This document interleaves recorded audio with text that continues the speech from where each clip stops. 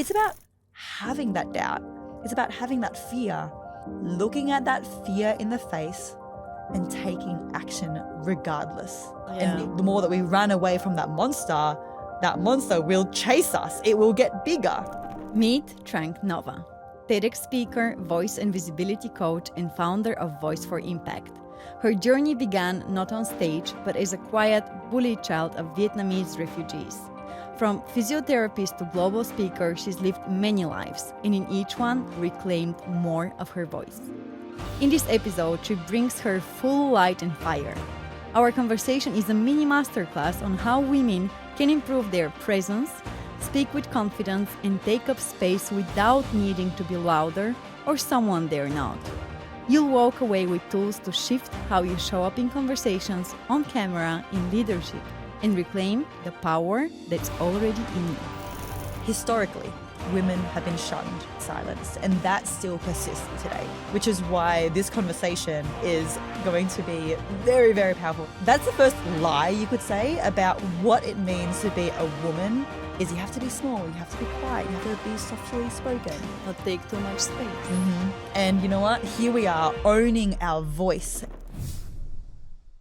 Trang, from being the daughter of Vietnamese immigrants and growing up feeling invisible, to speaking on global stages and teaching other people and leaders to own their voice and how to speak publicly, was there a particular moment in your life that shifted everything for you? Well, firstly, Louisa, thank you so much for having me on the podcast. I'm delighted to be here. And this question for me, I've been asked a few times before, and each time I have to think about it, because I don't believe there was only one moment that transformed who I became from that quiet and shy girl sitting in the corner to being what everyone calls so confident, so extroverted.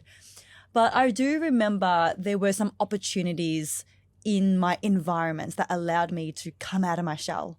And one of them was when I transitioned from primary school to high school. So primary school, I was that shy, quiet girl. I couldn't speak English for the first year and I was bullied for it. You know, like we had grade 6 buddies when we were in prep and I didn't know what buddy meant. So I was like, oh, we've got grade 6 bodies. And then the other kids are like, Trang, it's not body, you silly thing. Like it's buddy. But then when I went from primary school to high school, it was a new start. And I think a lot of people, especially if you've done some travel or if you've moved abroad, a lot of people talk about this, where you go into a completely new environment. And I remember on orientation day, people wanted to talk to me. Like the other girls wanted to sit with me. And I thought, oh my gosh, I actually can belong. I can actually be someone who is different than I always thought I was. And I remember that was the very first step that helped me to come out of my shell, because I realized in one scenario where I might have been bullied in the past and I might have struggled to fit in another scenario, in another environment, I can absolutely fit in.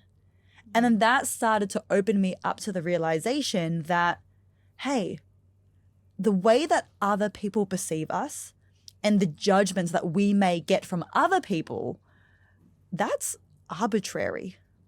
Like that is not set in stone. It is not fact. It is not truth. It can disappear just as fast as it came, which means none of it is fact. It is simply a transient moving thing depending on where we are, who we are with. And that started to give me the confidence of, you know what, maybe I won't let other people dictate my worth. Maybe I won't let other people tell me who I am. And from there, one step at a time, I started to own myself and my differences so much more. Oh, I love that story. And thank you so much for sharing this. I think many, including me, can fully relate to such a journey because even though, I mean, school and young children, teenagers, they're quite mean and could be quite mean. So tell me about it. going through the whole high school and school scenarios, it could be quite traumatizing. And that's also the case, or was the case for me, where I was bullied for being tall. So what you might perceive as an advantage, other can see as something to use against you. So this transition was also quite tough for me. And then from primary school to high school, then there was the next step of hardcore bullying, because then I was the popular one suddenly because I was a dancer. So when you thought you did the right things, turned out that it was still not good enough. Or in this case, okay, now I was popular, so a reason not to be liked as well. So I can fully relate to this journey of, okay, how do I claim who I am, and am I the person they tell me I am actually? And so from being very, I think my defend mode was being more outspoken. I was like more, I'm going to be loud to make sure that you can't touch me. But this was just a defense mechanism of me trying to cope with whatever was going on the inside, and making sure that I was not showing weakness. Yes. So it was the opposite coping mechanism, but then it transitioned and changed when I moved to Germany. But that's a totally another story, because as you said, we just get different identities, right? New environment, okay, how are we perceived was the first thing. How we feel within this new group. Am I accepted? Am I feeling like this sense of belonging, or is it the opposite again? And then you just fully switches again the coin. Who am I here? Right. Yeah. I'm actually really glad that you bring that up, because another part of my journey is quite related to what you just said. And it was when I was 14 years old and my mum bought for me my very first book. And I remember she came home, it was this pink cover. It was really girly. I loved it. And it was Miranda Kerr's book, Treasure Yourself. Okay. And reading through that book, Miranda Kerr, who at that time was the supermodel, like Victoria's Secret, everyone was talking about her. And yet when she was in school, I was reading this in the book, she also got bullied for her height and for her slenderness. And yet now that's the exact trait that is making her millions and millions. Like she is on the Victoria's Secret runway. Yeah. And then I noticed that with beauty trends as well. You know how like even maybe 15, 20 years ago, if you had big hips and a big ass, like you would be made fun of. That's me. You get it. This is exactly the same. And yet now, what does everyone want? Everyone wants the BBL. And even eyebrows. I remember when I was young, it was cool to have small eyebrows. Yeah, and now it's like the big They're literally like this one line, and now I go and laminate them to make them fuller and bigger. Right? I know. So moral of the story, these trends, judgments, they're so arbitrary. They're so transient, and it's not rooted in anything concrete. Yeah. Well, two points on that. So my first point would be, let's go back to the Victoria's Secret era, because when they were the Victoria's Secret era, 2000, 2005, they were super famous for being skinny and, you know, these long legs. And so I had the boot in the thighs. And so I would wear these low waist jeans that are obviously not made for my figure, but I went with it because that was a trend. And so I was ashamed of being curvy back in the teenage years. However, this changed. Now we are back to the being normal body types. And now, I don't know if you've noticed, but in the last 1 year, the trend of this low waist skinny jeans situation is coming back, and I'm like, my traumas are opening up, and I'm like, please, no, take this away. This is just so painful to watch. That on the one side. But then what I wanted to deep dive into is trends come and go, obviously, right? However, if we don't have the right supporting system or characteristics to bring us through these phases or trends or whatever you want to call them, the journey is quite tough. It's not like you wake up and I'm better than this, I got it, it's just a phase. You don't have that mentality, especially as a teenager or a young adult. So I think supporting system or having somebody to share with is very important. So I had my family, I had my mom being there for me. What was in your case that helped you navigate through these years of finding yourself and regaining a bit of your power in your voice? I would agree in that my parents played a really big role in giving me a constant safety net. Like, no matter what happened outside of the four walls of our family home, no matter what hardships I had at school, social challenges, like, my parents have always given me unconditional love. And I am incredibly, incredibly grateful for them, because I attribute so much of where I am now to their support. And yes, I know that luck can be a dirty word because luck doesn't exist. But in some ways, there are many factors out of our control that do give us an advantage. Absolutely. And I know that their constant support, like knowing that I'm unconditionally loved, knowing that they have given me so many opportunities to explore myself, co-curricular activities outside of school, being okay with being a beginner, being okay with not being perfect all the time. Like, that's allowed me to take risks that I might not have if I had grown up in an environment that was less stable or that had a lot more trauma.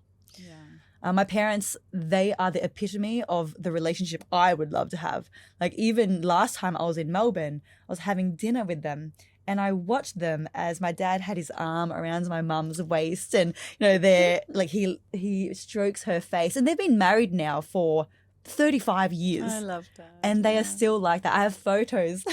Once I went on a family holiday a couple of years ago and my mum was cold. So my dad gave her his jacket. She fell asleep on his shoulder. He had his arm around her. And I'm sitting next to them watching a romantic movie on the plane. And I'm like, why do I feel so lonely right now? So they are the epitome of stability, of unconditional love. And they have given me that safety net, that cushioning to be able to take risks, to be able to have a higher threshold of instability that has led me to start my business. And I know that there's a big part of this topic for the podcast, to start my business, to take risks, to pack my bags, move overseas.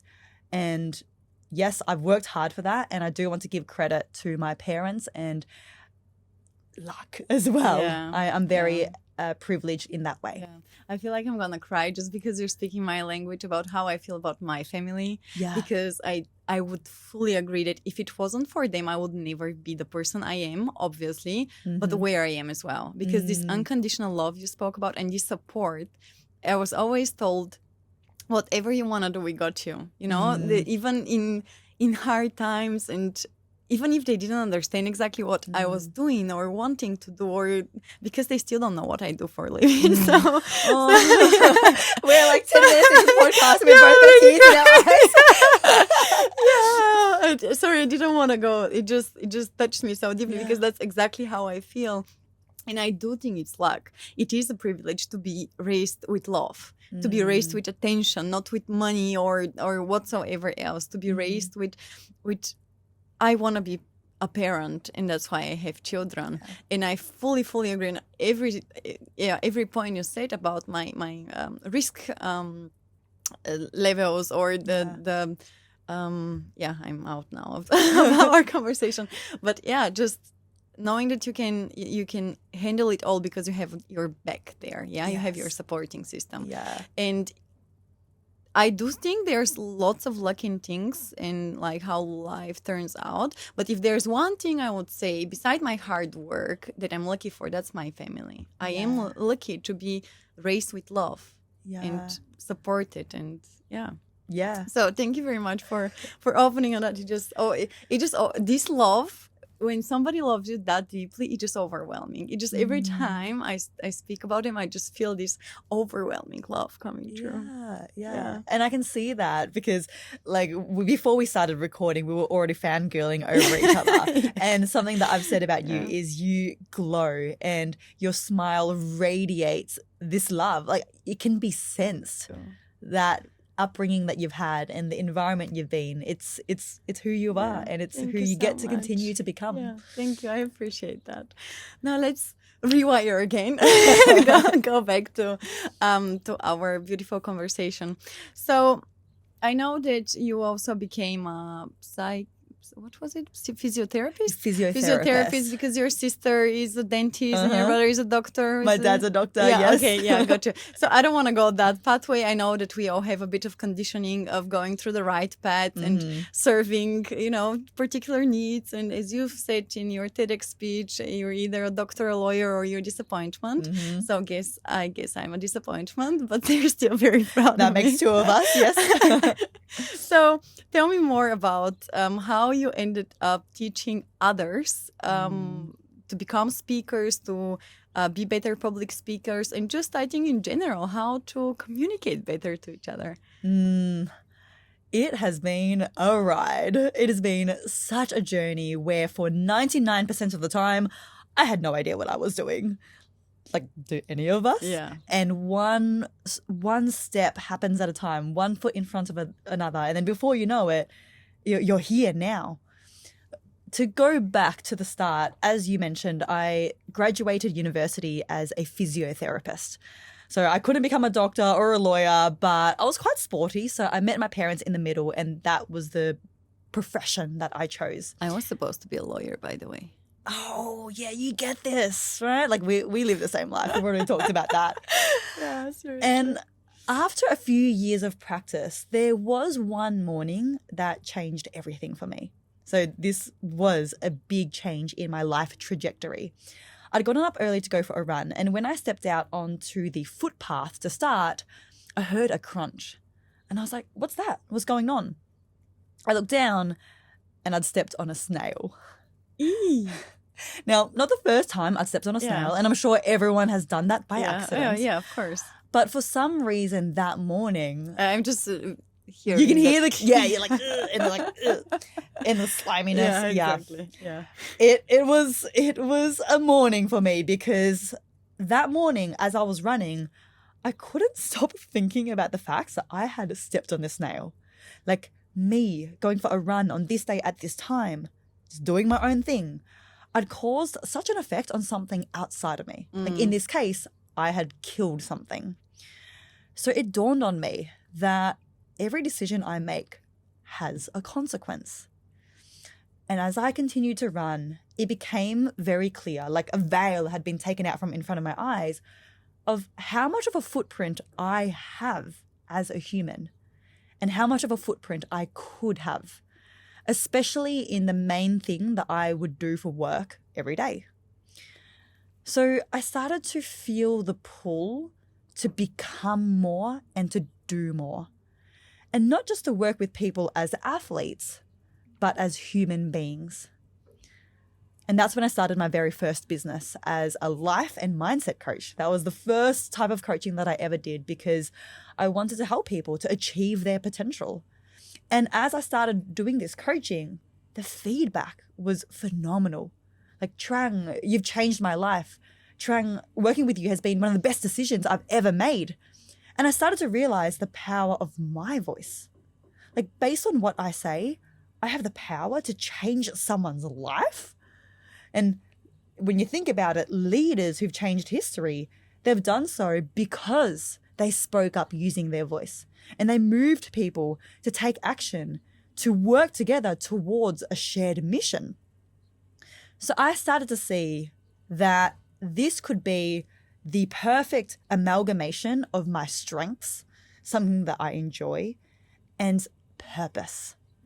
So I went all in on speaking, becoming a speaker, becoming a speaking coach, because how I saw it was, well, this is my superpower.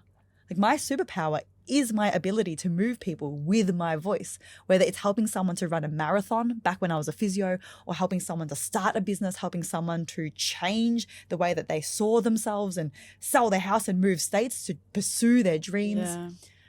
I went all in on that. And since then, I have had the absolute pleasure of helping people all over the world to use their voice, speak up with confident authority, to be recognized as a leader in what they do, and ultimately to rise up and to lead powerful movements to make a difference for our world, for all of us and for future generations. Short break.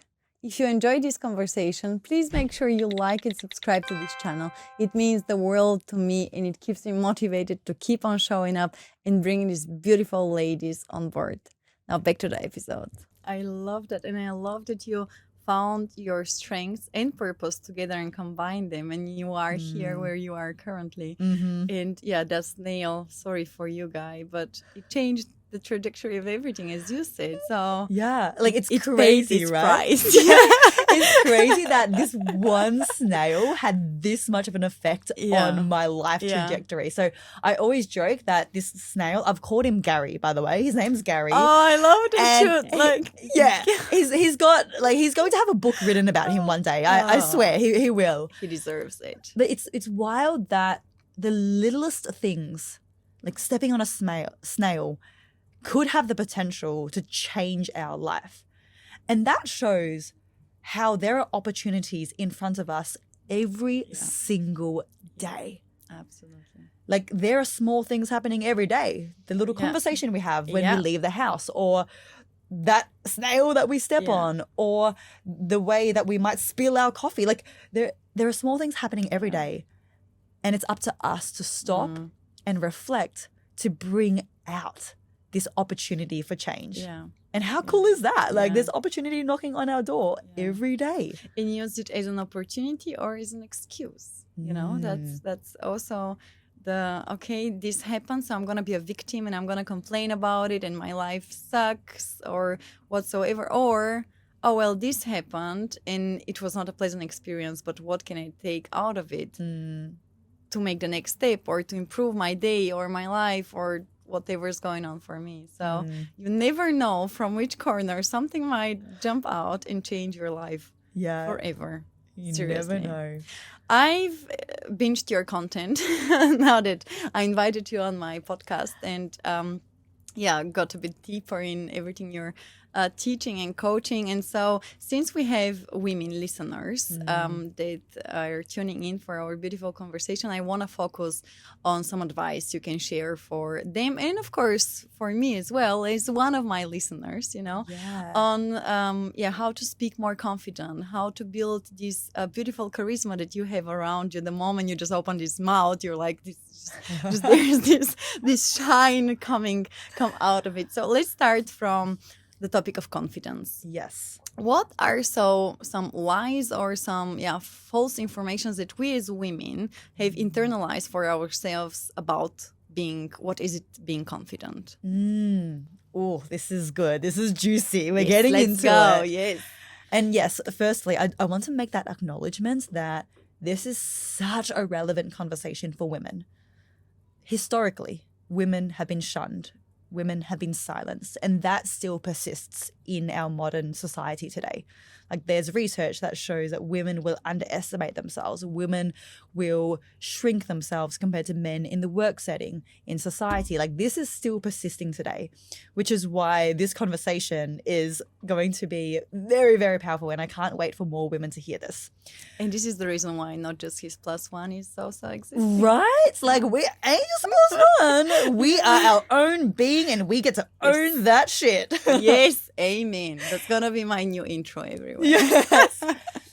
To answer your question directly, what are some myths or what are some mistakes? Lies that we internalize as women about what it is to be confident.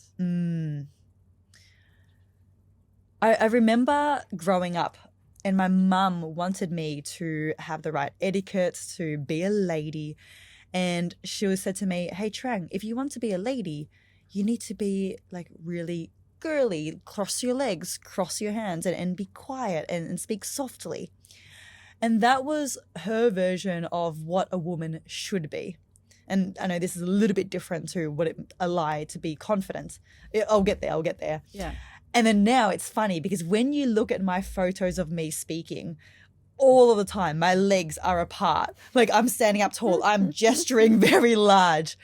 And that's the first lie you could say about what it means to be a woman and a woman who is accepted in society is you have to be small, you have to be quiet, you have to be softly spoken. Not take too much space. And you know what? Here we are on a podcast owning our voice and speaking our truth. So that's the first one, because it's so funny, the contrast of what a woman should be. Now, in terms of confidence, there are, if I break it down, I'll take a step back and I'll break down the 3 key categories of communication that I like to look at. The first category is verbal, the words that we use and the structure of our speaking. The second is vocal, so not just what we say, but how we say it. And then thirdly is non-vocal. That's our body language, our facial expressions, our hand gestures. And I like to see communication being in those 3 categories because there are various lies or myths in those categories that women think that is required to be confident. For example, a lot of people have the idea of a confident person being someone who is always loud. That was what I was about to say, yeah. Always loud, very extroverted, always in your face. Now, yes, there is some part to that where if you do want to come across as being grounded and being convicted in what you say, then yes, you do need to project your voice, right? Like if we're mumbling like this, then that's going to come across as being not really certain in what we're saying. So yes, we do need to project our voice. But there's a difference between projecting our voice versus having to be that extroverted, loud, in your face personality. Because not everybody is. And yes, I know I am seemingly natural at like being loud and being expressive. But I love to look at world-class leaders like Brené Brown or Emma Watson. And they are, by default, introverts. And they aren't loud and completely in your face. But they exude so much authority, so much confidence in the way that they show up because they are grounded in what they say. A good vision to see this in real life is, think about this, right? I have a dream next year. I would love to visit Africa and I want to go to an African safari. I grew up watching David Attenborough documentaries with my dad, and I want to see in real life a lion chase a zebra. I love that. Like Probably not gonna happen, but yeah. I want to see that. And the lion, if you imagine the lion or a lioness, right? A lioness is carries a lot of power and prowess, walks slowly through the field, looks around slowly, takes her time. And yet, every animal in the field is going to be on alert and looking out for this lioness. She doesn't need to be loud. She doesn't need to be in your face. Like, she walks into a room and everyone is going to look and be taken back by this lioness. Her energy is quietly confident because she's the queen of the African safari. Like, she is the predator versus, say, the antelope or the zebra. Like, they're on alert, they're moving fast, they're constantly looking around, their eyes are darting around because they are the prey and they are on edge all the time. So what I'm saying is, in order to be confident, you don't have to be that loud, always talking really fast, always moving really fast person. You can also be that lioness, carrying that quiet, confident, grounded energy as well. So point is, be who you are. Like, what is natural to you? Own that. And at the same time, there are times and places where you want to expand yourself and you want to try new things and expand the way that you've always done things. And that might feel unfamiliar and that might feel weird at the start, but know what is true for you and own that, because there is no rule book on who you have to be or what you have to do in order to be confident. So if I am, let's say, just by default very shy, you already mentioned with Emma Watson and Brené Brown, but if I'm by default very shy and then my voice is a bit, the high tonality, so not very, very thick and present and doesn't go that loud, what would be 3 pieces of advice you can give me to feel like from tomorrow I can start practicing and improve on showing up and speaking up with confidence? I like this. I love the practical steps. Let's do it. Yeah. Let me break it down to those 3 categories that I mentioned before so that we can have a variety of things to work on. Perfect. The first one is verbal, what we say. The introvert or the shy person is going to be a woman or man of less words. And some people might think that that's going to work against you. However, imagine this. Imagine a scenario where someone walks into a job interview. There's the boss sitting in his chair or her chair, arms crossed, and only saying what they need to say. Whereas the job interviewee, who's nervous, who's flustered, who is knocking over their coffee and dropping their papers and constantly talking because they don't want to have any silence and they want to prove themselves. They want to over-explain, over-justify themselves. Which figure out of those 2 is the one with more authority and confidence? Obviously, the boss sitting there. And not necessarily because they're saying more. They're saying less, but the words that do come out of their mouth are intentional. There's a reason for every word that comes out. So the first tip is in your verbal communication, when you are choosing your words, I would say less words, but be intentional with them. And a really easy way to do that is to cut out the filler words. Kind of, just, so, like. I see a lot of people go onto social media and they say, hey guys, I'm just coming on here to say this. This is something that I've just been thinking about and it's taken them 10 seconds to get to the point.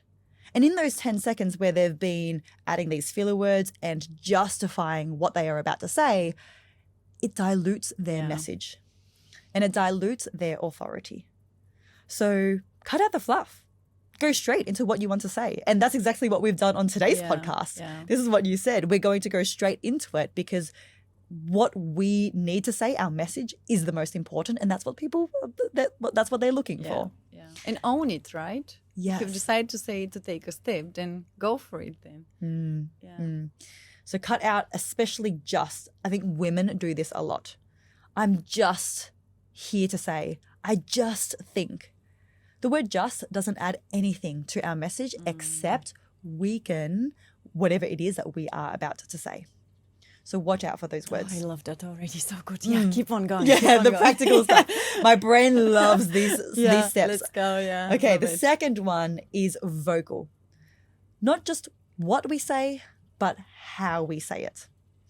There are so many ways and so many directions that I could take this, but one that I think is going to be the most practical and is the most relevant is a mistake that I hear majority of people do. A question for you. What is the one difference in speaking delivery between asking a question versus making a statement? I'm not the right person. I watched your video already, so I can answer that. Yes, you can. It's the tonality, whether it goes higher or lower. Yes. Yeah. So when we ask a question, we go up at the end, like, oh, Louisa, are you having a good day? How did you sleep? Are you feeling well? Yeah. We go up at the end. Yeah. Now that is meant to be reserved for a question when we don't know the answer and we are asking. And yet, in day-to-day culture, in day-to-day communication, it has somehow trickled into daily statements that we finish with an upward inflection. And we talk like this, where I'm like, hello, my name is Trang, and I'm very happy to be here. Yeah. And when we do that, we sound like we are uncertain because it sounds like we are asking a question. Yeah. So many people do it. And like I said, it has become mainstream culture where we don't even realize that we do that. So this is one of the most challenging things that I work on with my clients, because things like filler words, it's very obvious. When you say or you say you know straight away that you've done that.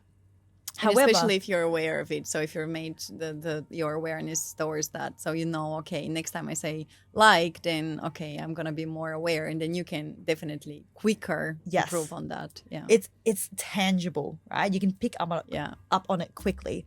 But when I'm working with my clients, this intonation, it's so much more challenging to listen out for, because it's like learning a new language. Like, we haven't been taught to look out for these aspects of our communication. Yeah. Like, singers will know. Singers are taught how to use their voice, and they use varied melody. But this is very hard to look out for when you haven't heard it or you haven't been trained Yeah. to hear it. Yeah. But that's okay. So think of it But as... now they'll know. Yeah, now you know. Now you are aware, and awareness is always the first step. Point is, we need to finish with a downward inflection to showcase our confidence. Because when it doesn't sound like we are asking a question, then yes, we know what it is that we are saying. So the difference between me being like, oh, hello, my name is Trang, and I'm a speaking coach, and I am very happy to be here today, versus, hi, my name is Trang. I am a speaking coach, and I'm very happy to be here today. Straight away, big difference in how you perceive me, even if you don't realize Absolutely, yeah. More authority with the downward inflection. Yeah. So I actually talked about this with a client just last night. She was bringing up a challenge that she was having in her workplace, because there was a lot of confrontation and conflict and tension between her and her boss. And she was asking, how do I hold my ground during this conflict? And I said, make sure that you are finishing with the downward inflection. Because when you finish with an upward inflection, the other person, they take it as, oh yeah, I can talk over her, or I can question what she is saying, or I can step over her because she's not holding her ground. So that's the vocal element of speaking. Now, the third one is non-vocal, body language. Oh, there's so many places that I could take this. I'm going to sneak in two here, because one I already kind of touched on, so I'll expand on that. The first one is to take up more space with our body. So the difference between standing up tall with our feet apart and hand gestures that are big enough that it's between our hip and our shoulders and people can see our hands gestures is a visual cue of I am confident, because I am not afraid to take up space. I am not afraid to be seen. Versus if we are hunched over and our shoulders are rounded and our hands are in our pockets and we're gesturing with small gestures right by our side, that hints to the other person that we are not comfortable and we want to shrink ourselves. And then we do that and we wonder why people talk over us, or they keep questioning or arguing what it is that we are saying.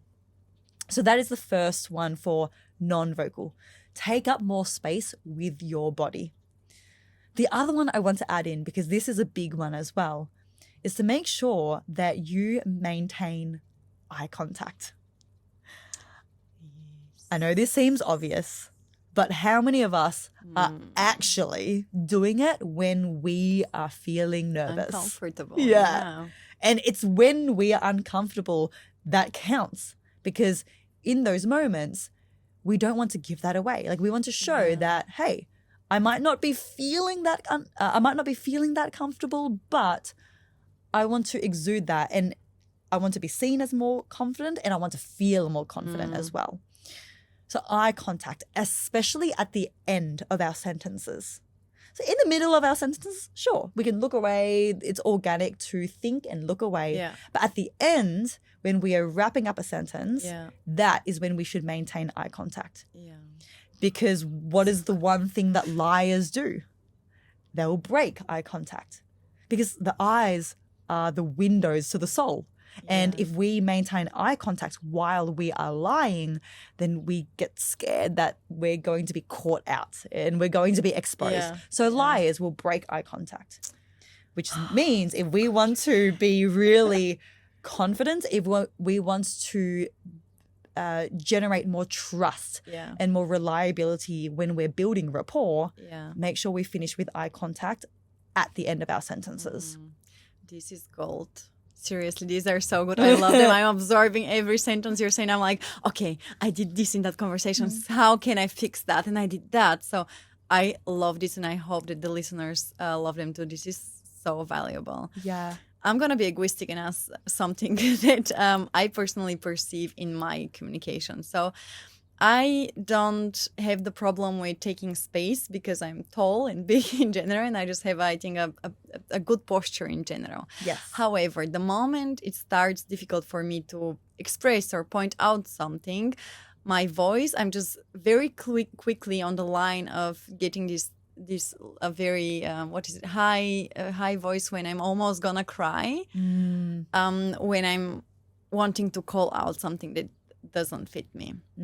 Do you have any piece of advice on how I and maybe other listeners can fix that? For sure. And I'm glad you bring that up, because it's not just you who Yeah. has that. Like we have all experienced that moments where we're feeling under pressure, and then we go to speak and it sounds like this, and it's like It's like, I want to tell you that you're not right, but I'm standing like this. Yes. And our voice breaks and we're like, Yeah. wait, why did it sound like that? So this goes back to the way that our voice is generated from a scientific perspective. The way that the sound comes out of our mouth, the way that our vocal cords work, is there needs to be air. There needs to be vibrations in our vocal cords, and air needs to come out for us to effectively project our voice. So sometimes when we are feeling that pressure, or we're feeling nervous or uncomfortable, we breathe faster. Okay. We don't breathe as deeply. And then when our voice comes out, it may be really high pitch like that, or we have vocal fry, which sounds like this, and it's a little bit broken. It's not a strong sound. So the way that we counteract that is take a breath, which I know is already challenging if we're in that moment.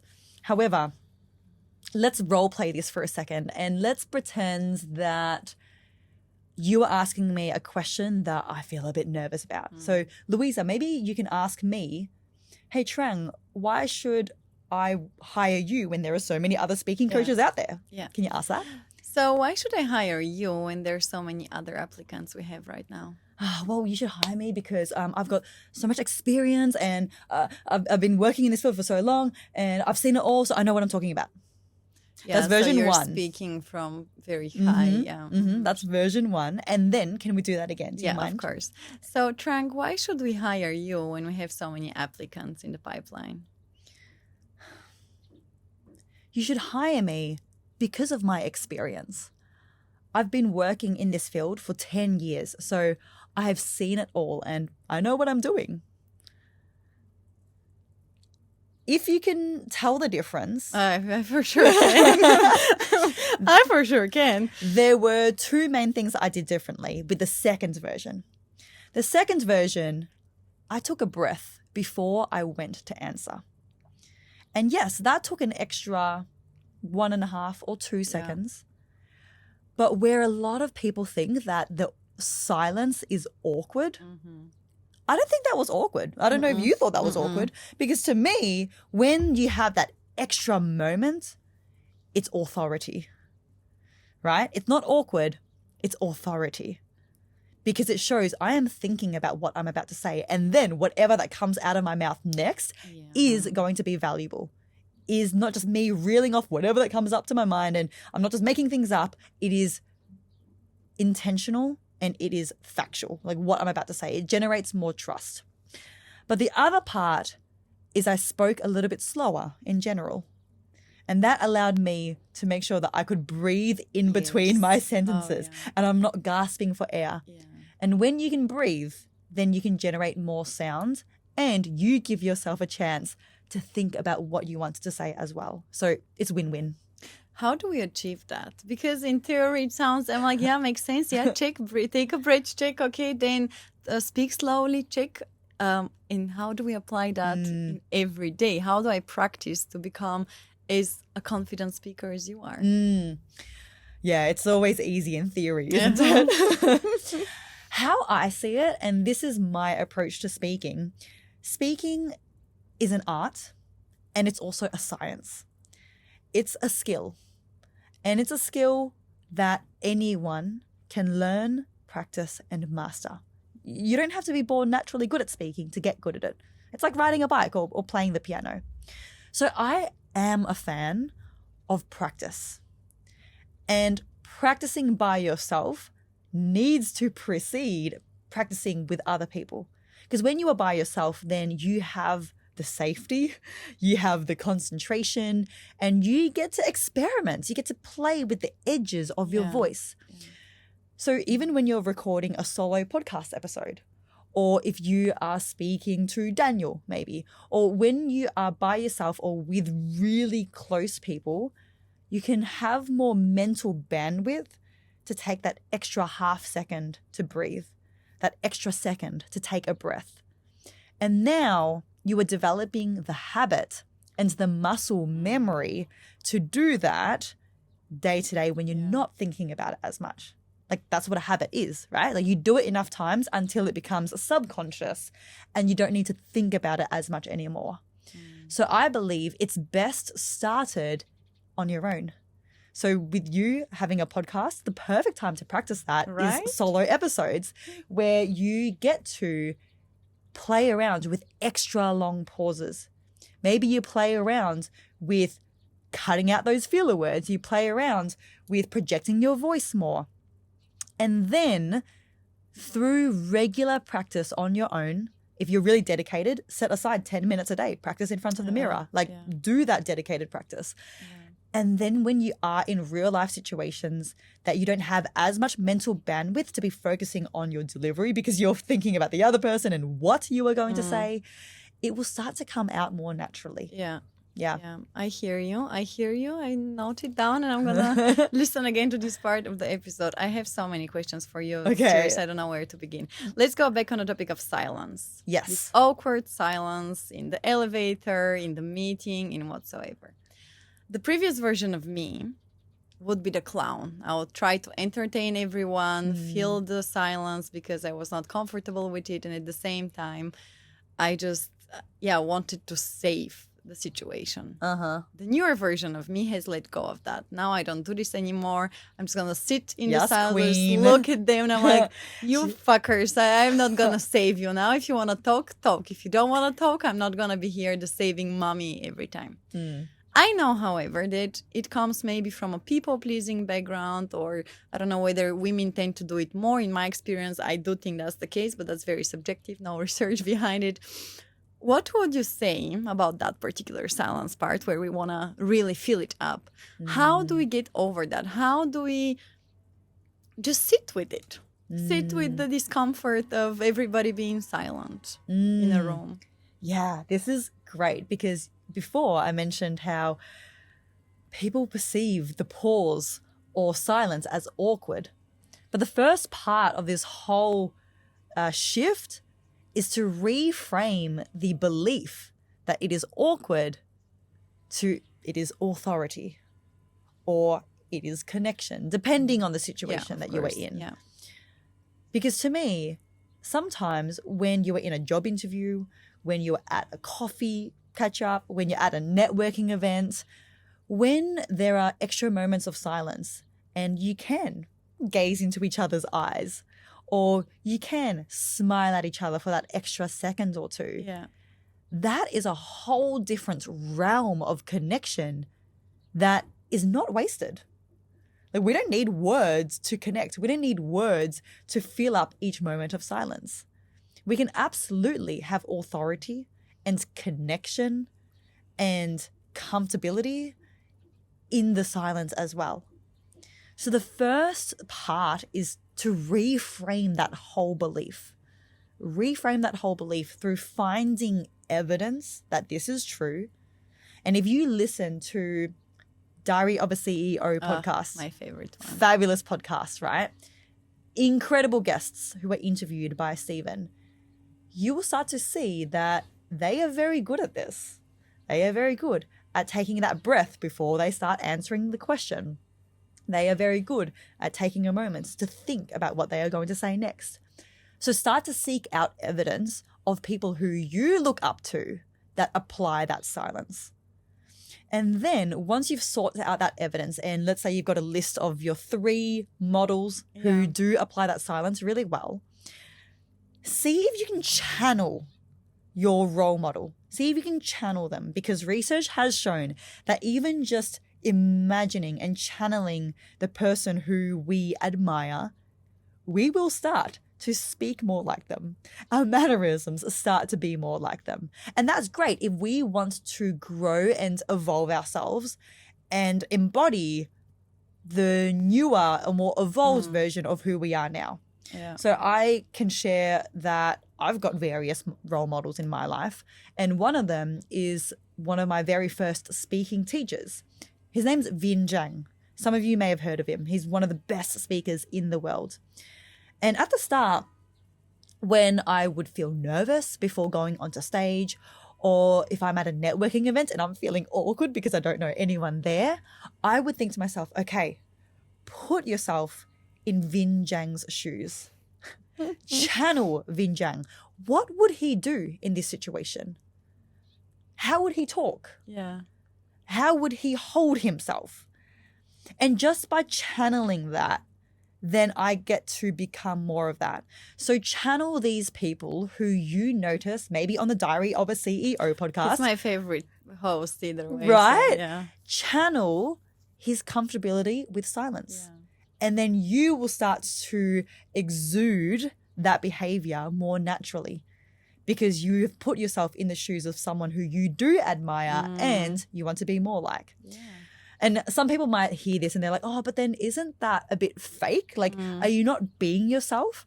And with this, I don't see it as fake it till you make it. Like, I don't actually think you are faking it in this instance.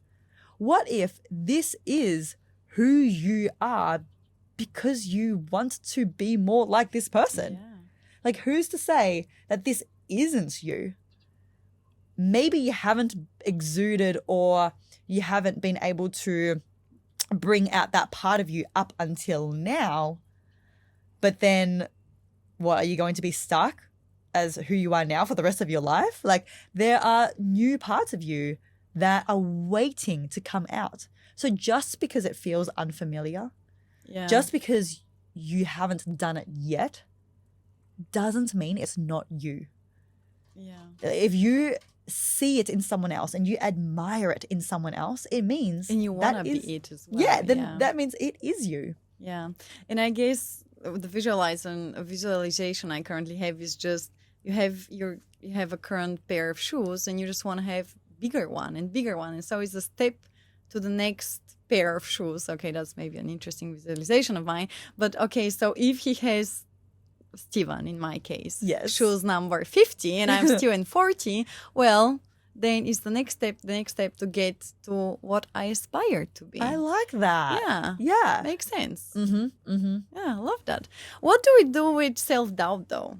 Because obviously I can aspire to be, I can be putting all the work and at the same time still feel imposter syndrome or self-doubt, and on the outside might be shiny and glossy, but in the inside there's different battles that are happening. Yes. Oh, this is good. I want to take this in multiple directions. I'm going to start with this one thing because I had a conversation last week with someone called Phil, and he shone light on imposter syndrome in a new way that I hadn't thought of it before. So you know when people talk about manifestation and they say, I want to manifest a 6 or 7 or 8 figure business. I want to manifest my ideal client. Well, what's happening there is we are visualizing that. We are identifying as that. Like, I am the type of person, I am the person to achieve that. And then we invite that into our life. So we are changing our identity first and then allowing our environment to catch up to our identity, right? Like, that's manifestation. Imposter syndrome is the opposite. It's when our environment is ahead of our identity. Let's say we've landed a new client who we feel a little bit intimidated by. Yeah. Or we have had an opportunity come into our lap and we're like, oh, this is going to be so good. This is exactly what I want. But I don't know if I'm ready for this yet. I don't know if I can deliver. I don't know if I'm going to be able to do it. And then we feel that imposter syndrome because our environment is ahead of our identity. Now, in this case, we have two choices. We can shrink our environment to match our current level of identity. So we can say no to that opportunity. We can say no to that client. We can run away from that environment in order to bring our environment back down to where we feel comfortable at an identity level. Or the other option is we can bring our identity up to match our new environment. And I loved it when Phil talked about this perspective with me, and I want to give him credit for this, because when we feel self-doubt, it can feel very real. And it is real. The feeling is real. We feel our heart rate go up. We feel our hands go clammy. We feel sick in our stomach. It's uncomfortable. And when it's simply a feeling and it's qualitative rather than quantitative, then it can be easy to be like, oh my God, something's not right. Like let's just shrink our environments, shrink ourselves so that we feel comfortable again. And that will be our default decision. That will be our default go-to as people who we seek comfort and we want to survive. Like we don't want to be uncomfortable. But when we break it down as being simply a gap between our identity and our environment, it becomes clearer of the one thing that we can do to solve this problem. And the one thing is we need to bring our identity up to match our environment. Now that's easier said than done. It is a process that requires work, but now we illuminate that it's simply a gap. It's not that something's wrong. It's not that we are not cut out for this new opportunity. It's simply that we need to bring our identity to that level. And whether that's through affirmations, whether that's through visualizations, whether it's through channeling our role model, what would they do? Would they run away from this opportunity or would they say, bring it on? Right? Like whatever your strategy is, and there are many strategies out there, utilizing that to face the self-doubt. Yeah. That was such a beautiful explanation of the imposter syndrome and at the same time self-doubt and how we can bring them up together and make it happen and slide through the challenges. I really appreciate that. Thank you very much. This is so much value. I'm like, oh, so good. How do you handle self-doubt? Do you still have that? I guess everybody does. Yeah. Oh my God. Of course. Right? I was having imposter syndrome just last week. Like this week as well. It's something that we all experience. And that was the second part of what I was going to say, actually, because there's a lot of messaging out there of, hey, be courageous, be confident. Just trust yourself. Yeah, trust yourself. Be fearless. Fearless is not it. Because what do you mean? We all feel fear. We all feel self-doubt. So it's not about being fearless, actually. I don't believe so. It's about having that doubt. It's about having that fear and looking at that fear in the face and taking action regardless. Knowing that fear is a big monster, but if we look at it in the eyes, that monster will shrink and it will get smaller. But the more that we look away from that fear and the more that we run away from that monster will chase us. Yeah. It will get bigger. So how I deal with it is I recognize it is there and I accept that it is there because it's normal. And it doesn't feel good. Like I don't want to have that fear, but it is there. So I acknowledge that it is there. And then I'm like, all right, let's look at this monster straight in the eyes and let's shrink this damn thing. Because the feeling is real and it's very valid, but it is also quite transient as well. Like I've had moments where I could feel my heart beating out of my chest. I've felt My hands get really sweaty moments before going onto a stage. And then through some self-talk, through some visualization, maybe 10 minutes later, I'm calm and I feel so much better. So the feeling of fear is real, but it's also not static. We get to control that feeling. We get to shrink it. So I personally love journaling. Journaling's my thing. Visualizations as well, but journaling, as someone who likes to use words, I like to write it out and illuminate this fear, like shine a spotlight on it and expose it for what it is. That it's simply... You're a brave woman. Yeah, like this is a narrative. This is not fact. This is a story that I'm telling myself. So what is fact? And when I rationalize it on paper, then that's my personal way to deal with that. And you notice how it's so irrelevant, or it doesn't have such a weight in what's currently going on for you. Yeah. Actually, ChatGPT now as well. ChatGPT is like my best friend. Yeah, everybody's best friend. And I've started journaling on ChatGPT because then she can be my therapist and she can validate what I'm feeling, but then also talk sense into my brain.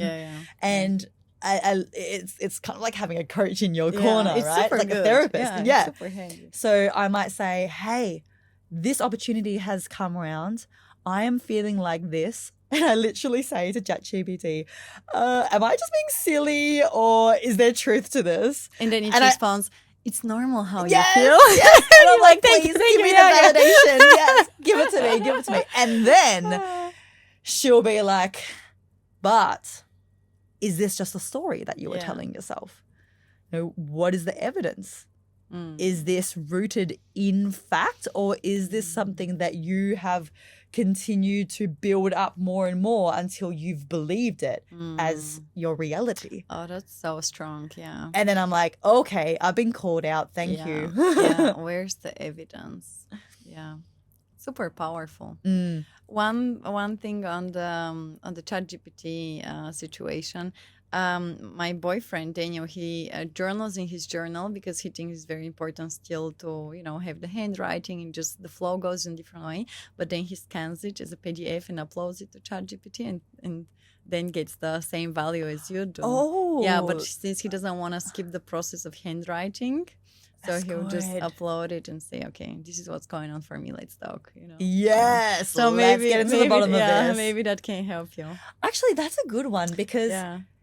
Like, it's good to think for yourself as well, right? Like, if you're writing on paper, then you have to at least first give yourself that self-talk and try to resolve it yourself. Like, you're going to activate your brain muscles. You don't wait for the input immediately. Okay, resolve my problem now. You have the time to think on your own and analyze, maybe reflect, and then you get the external support versus afterwards, you directly externalize it and not take care of it. Yeah. Okay. So here's a tip for you. Yeah, Louisa, Daniel, thank you. I'm going to steal that. You're so welcome. One keyword that was coming out in your answer before was the word fear.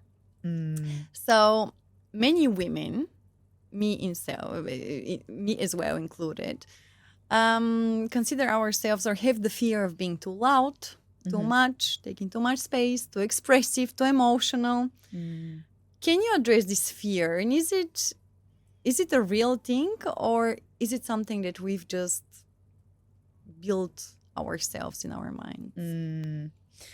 In short, yes, it's valid that we have that fear because, like I said, growing up, my mum taught me, hey, if you want to be a lady, you got to be quiet. You got to, cross everything and be seen, not heard. And that's the narrative that we've grown up with. That's the narrative that has been passed down generation to generation. So I want to validate that fear in that it's understandable if that's what you've grown up with. At the same time, it's 2025. So fuck that shit. And I think it also, similar to what we were saying before of, hey, you don't have to be that loud in your face person to be confident. Like, you don't have to be that. But if you want to be that, then be that. Yeah. You get to be, as cliche as this sounds, unapologetically you, and also bring out different parts of you as well in different scenarios. Because I am, similar to you, very expressive, quite loud. And there was a time when I was exploring bringing out more of my femininity, where I was like, should I shrink this? Should I suppress this? I've been literally thinking like, how do I wave my hand that is more feminine? I'm like, fuck this shit. No. Exactly. So you know what? I'm going to sit and not cross my legs all the time because that's not that comfortable. I'm going to sit with my legs apart. Sometimes I sit like that just because it's more comfortable. Yeah, And I'm like, I'm a human. Exactly. I want to be comfortable. Exactly. So you know what? I'm going to do that right now. Or I'm going to be loud, and I'm going to be excitable, and I'm going to be animated when I am working, when I am with my clients, when I'm with my friends. But also, how cool is it that we get to be multi-dimensional? And there are times where I do naturally bring out a different part of me as well. And it doesn't always come out naturally, but if I am with my man and he's making me feel safe and I feel very girly, then I do naturally go into like, okay, thank you. Like I can climb mountains and volcanoes, but I can't step over this puddle. Can you carry me over this puddle? Oh, that's so heavy. Oh, but I lift 50 kg deadlift, but that's so heavy. And it's so true, because I remember the contrast was illuminated. There was one day where I had just wrapped up coaching with my client and I was very animated. I was like having a very hard conversation with them, being very very authoritative in that call. I hang up the call and then like 20 seconds later, my man calls and I'm like, hey, baby. Like I go from being so hard and loud to like, okay, hi. Yeah. And I think that is such a beautiful way to express the multidimensional aspect of being a human. Yeah. We are allowed to be multiple things. We are allowed to express ourselves in multiple ways. So if you want to be that girly girl and you can't step over a puddle sometimes, go for it. And if you want to be loud and animated, then do that as well. Yeah. Because the world needs you exactly as you are. Like you are the perfect mold of you. And you trying to shape or to shift yourself to another version is going to be doing the world a disservice, because you being you means that there is a whole world of people out there who need you exactly as you are. They are waiting for you to rise up, to put yourself in the spotlight as you are. Yeah. And if you change that, then you're going to be sending the signal, you're going to be perpetuating the message of, oh, we're not allowed to be like that. And then all those people waiting for you to rise up will not have the role model that they are waiting for. So, rise up and break these stereotypes of what we should and shouldn't be. Be the thing. Do it for yourself. Do it for women in 2025 and do it for our children, our grandchildren. Amen to that. Like that's the wrap up of this conversation. I'm looking at the time. I have 5 questions combo I ask all my guests, and I can talk to you for hours, and I feel like we just started our conversation. Yes, I have so many more questions I would really like to ask you. Maybe we do a part 2 with each other and sit again in this beautiful setup. But I would love, firstly, is there anything that you would like to cover or something we didn't talk about? Probably many things. But. Yeah, like part 5 coming soon, coming your way. Love it. It's my podcast. I can do whatever you want. So if I want to have you 5 times, I'm going to have you 5 times. Honestly, I think this chat has been so comprehensive. Like, I love the way that you've gone down different paths. We've covered different areas. There's been some practical elements. There's been some empowering elements. So I am more than happy to follow your lead. Thank you so much. I really appreciate it and enjoyed our conversation. We're going to wrap up on a strong and a deep note, since that's who I am and how I do things. So I have 5 combo questions for you. Since they're a bit deep. I don't want you to go too deep in your thoughts and start analyzing and looking for the perfect answer. So Sure. that's why I'm giving you 1 minute per question. Okay. So whatever comes on top of your mind and whatever feels right, just go with it. Let's go. Coolio. So I have them written down, but I still haven't learned them. I'm gonna recheck. Exactly how they're framed. Oh, but good. maybe I should Take a learn breath, them. Louisa. Yeah. Like, we're allowed to. Yeah. Well, I know them, but I want to say them out perfectly, you know.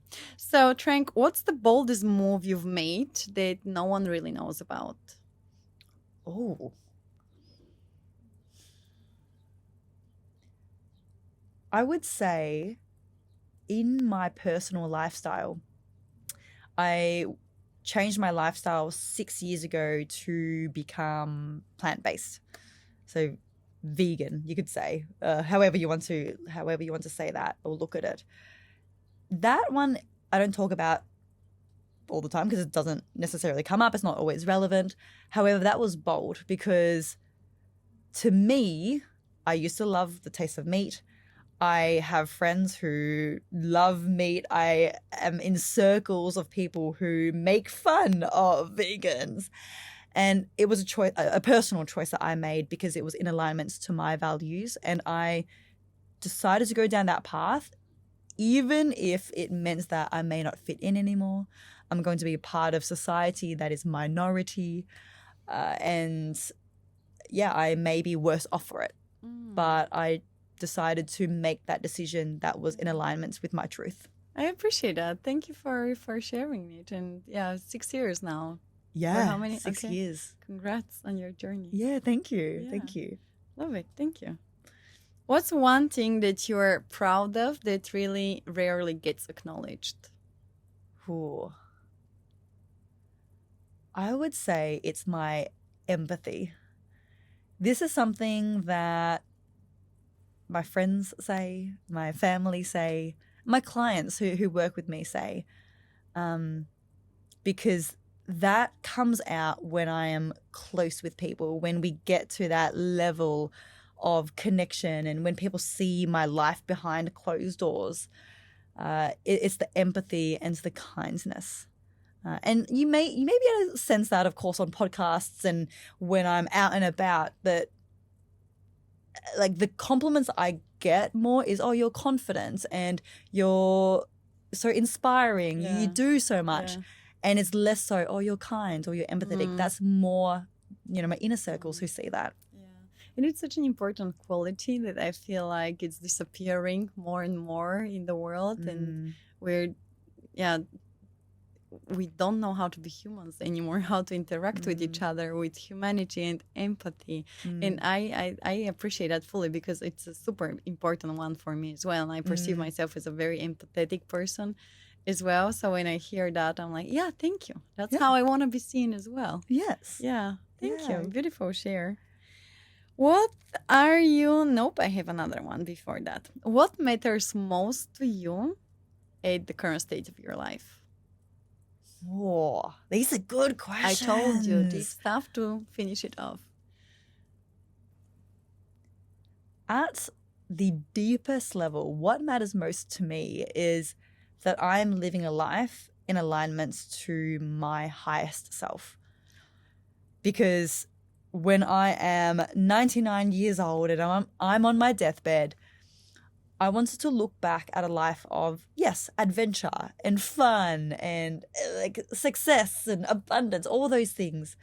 But the one thing that I am in complete control of is how I show up each day and whether or not that is in alignment to my highest self. I love that. So that's the one thing that I get to focus on. And that's the one thing that I get to keep with me day after day, right? Like achievements come and go, material things come and go. But the one thing that is a constant is how I am showing up and who I am every day in my life. And I'm so proud and happy for you because it can be a journey to get there. And especially at such a young age.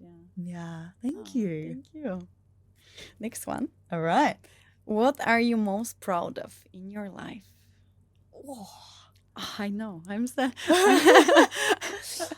I want to say, okay, I want to say the same thing of going plant-based. That actually is something that I'm very, very proud of. But I've already said that. So I'll give another answer. The next thing, the other thing that I am the most proud of in my life, this is going to be very high level, but the woman I am and the woman I am becoming more of every day. So the woman who is in alignment to her highest self, and what that looks like specifically is I have very great discipline. And I am proud when I lie in bed at night. Love it. And I've gotten up with my alarm. I've done my workout in the morning. I stick to my work tasks for the day. Like, I love how disciplined I am. I also love how empathetic I am. I also love how balanced I am. Like, I love that I work 6 days a week and then I have like the one day off. But then there are months of the year, 1 month or 2 months each year that I take off completely. I love that I am this woman. I think about myself when I was 10 years old, and if the 10-year-old self me saw me now, she would be damn proud. So that is what I'm proud of. Queen energy. I really love that. I cannot wait, by the way, to follow your journey along. I'm super excited that we've met and that, now we're part of each other's networks. I'm super, super excited to see what's coming on for you. Mm-hmm. Thank you for another beautiful share. Yeah. I still have two more questions. Okay, So all right. my 5-combo last one would be, what does the title of my podcast, Not Just His Plus One, evoke in you? Oh, a lot. And I mentioned this to you last week where I saw your podcast title come up for the first time and I was like, yes, queen. Like, it is so clear right there and then what this is all about. And it's true, right? In society, and I mentioned this to you last week, when women are successful and they put it on social media, you still see comments of like, oh, daddy's money or husband's money. And that straight away, when I saw your podcast title, it was the empowering ownership of not just I am me and I am myself and I've achieved all that I've achieved, but also making the acknowledgement of, just so you know, just to be clear, not just the extension of that man or not just the extension of that woman, like whichever way that you swing, I am this and take it or leave it. That's what it brought out to me. Like, it was not just the confidence and the self-ownership, but it was the added layer of, hey, to make it really, to make that distinction, I'm not an extension of anyone else. And I love that extra step that you took to put that into your podcast title. Thank you so much for this reflection. I really appreciate it because that's exactly what it is and the core of it. And for me, my name is like very obvious and speaks immediately. Yeah. And I think women who have this energy about themselves also get it. But I've heard different feedbacks, especially from men, that they kind of don't know what to begin with the name. I'm like, huh? It's obvious, man. What don't you get about it? Yeah. But I appreciate your perspective. Yes. And actually, one more thing, as you said that, I really sense the fieriness in the title as well, which I think is the perfect reflection of you and your personality. Thank you. Because once again, it's like not just a plus one. So that fieriness, it comes out. And I love that. That's so beautiful. Like, women are fiery. Like, we are bold. We are badass. Yeah. Love that. We are. And that's why we have the colors as they are and my orangey and everything is thought in this direction as well. Yeah. Appreciate your feedback. Trang, it's been an absolute honor to close up this beautiful episode with you. I have one last question that I also ask all my guests here. And so my podcast is for women and for women who know they're meant for more. What kind of advice or piece of advice do you have for them who know they're meant for more but are feeling stuck? Start with the end. Start with the end, meaning if you get out of your current situation now and you bring yourself to that day where you are 99 years old and it is your last day on earth, start there. Because when you visualize that and you look back over your lifetime, you'll see that all of your little fears right now, all of the judgments, all of the inconveniences, they're so minuscule. And none of it matters in the ultimate picture of your life, of where you are going, of who you are becoming, of what you are to achieve. And it brings so much clarity to override the temporary feelings and the temporary inconveniences to follow what your heart truly calls for. And that's what it was for me. I didn't share it before, but I did have a retreat that I went to where we did a deathbed visualization. And that was another pivotal moment in my journey where it became so clear that I had no choice.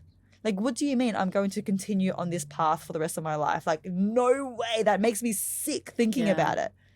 Versus starting with the end and looking back, it shouts out so loud what the heart truly calls for. Yeah. And that is what we can follow. Absolutely beautiful advice. I'm literally gonna do this week, because the thought of doing something for 65 years or for 30, 40 years every day the same day just scares the shit out of me. So ladies that you're listening out there, go do that check. Are you aligned with how your future looks like? Are you happy where you are? There must be something more. I mean, if you're questioning it, there's something there. Like, you can't hide from it forever. And like, we've got one life. We have one life. Like, what is there actually to lose? You know, like, if it's not now, then when? So let's go out there. Let's do it. And I know it's easier said than done. The journey itself is messy. Like, I'm not going to sugarcoat that.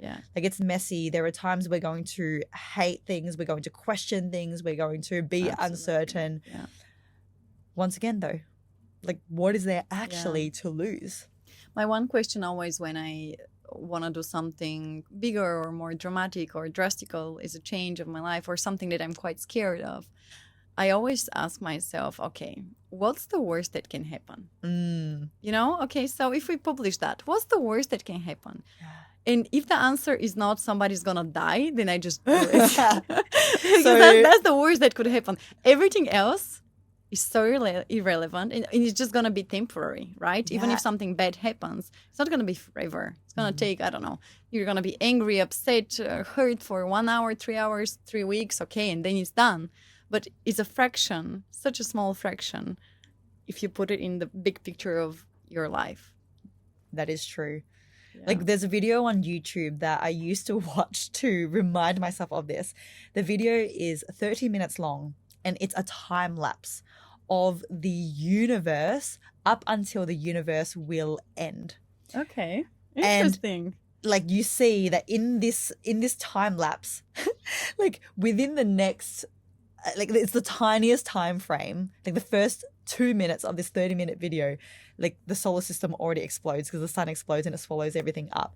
So it's like, look, the world's going to end one day anyway. Like, who cares? It's not that deep. Let's just have some fun along the way. Yeah.